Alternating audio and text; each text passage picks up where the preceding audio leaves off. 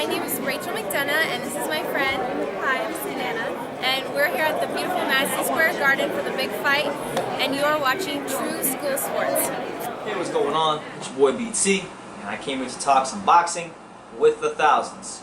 True School Sports has subscribed. What's going on, guys? Now, recently in the wee hours of this morning, Sunday as I'm shooting this video, so it was really early when I woke up and I heard the news that Naoya Inoue, Japanese fighter, 115, the WBO 115-pound champion, the monster, the prodigy, guy who I hear a lot of great things about. He defended his title this morning against a guy whose name I cannot pronounce, but he was expected to win. The guy gave him a tough fight, gave him rounds, which I think at this stage of his career is what he needs, being the fact that he only has 11 pro fights. But he got him out there in, impressive fashion as always. The thing about Inoue, when you watch a fight, he's one of those guys to where you look at him and you don't see a guy who's fought 11 times. You look at him and you see a guy that you would think had over 150 amateur fights, who has 30 professional fights. He looks like a very seasoned fighter, and it's when you watch him fight and you notice that quality about him, it's why you see why people give him a huge chance against Gonzalez. And honestly, I'm a huge Roman Gonzalez, supporter on this channel. But even I would give Inoue a huge chance against Gonzalez because of the fact that he's great at finishing guys. He's great at cutting off the ring. He has a good jab. He looks like he's a very smart fighter in that ring. Fights a lot of poise. Has a lot of power. Would be the naturally bigger guy.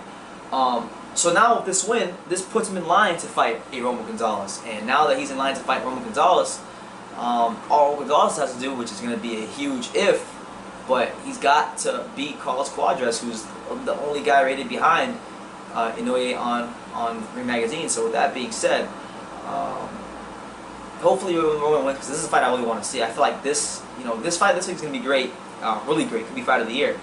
But that fight right there, that's one of those fights to where you look at it, that could be one of those huge legacy type fights, because you look at what Inoue has been able to do in his very short time in the sport, beating a guy like Omar Narvaez and taking the title from him.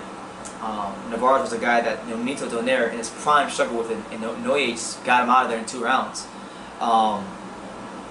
When we look at that, the fact that he's jumped he's jumped weight classes in 11 fights and become a champion in multiple divisions, it speaks to the volume of the level of talent he has in the sport for so little amateur experience and so little pro fights. But that's a testament to how good he truly is.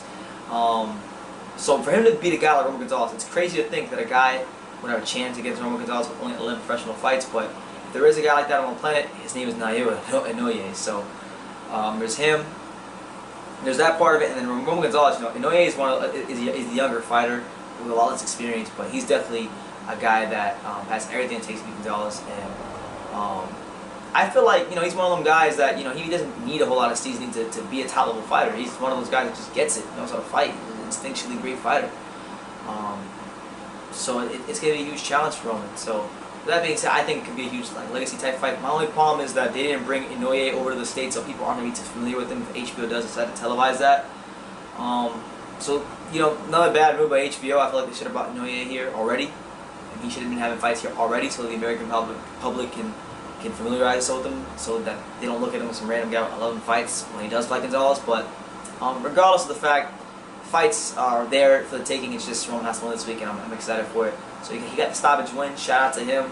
And I'm looking forward to seeing what he can do moving forward in his career, even past the Gonzalez fight. I think he's the kind of guy that, when you look at his skills, what he can do, he could maybe one day be the pound-for-pound king. And that's high praise, but he's that good, and he's only scratching the surface of how great he can truly be. So that's what it is, man. Naoya Inoue picks the 10th round TKO this morning, defending his title once again, setting himself up for Roman Gonzalez. Let me know what you guys think in the comments down below.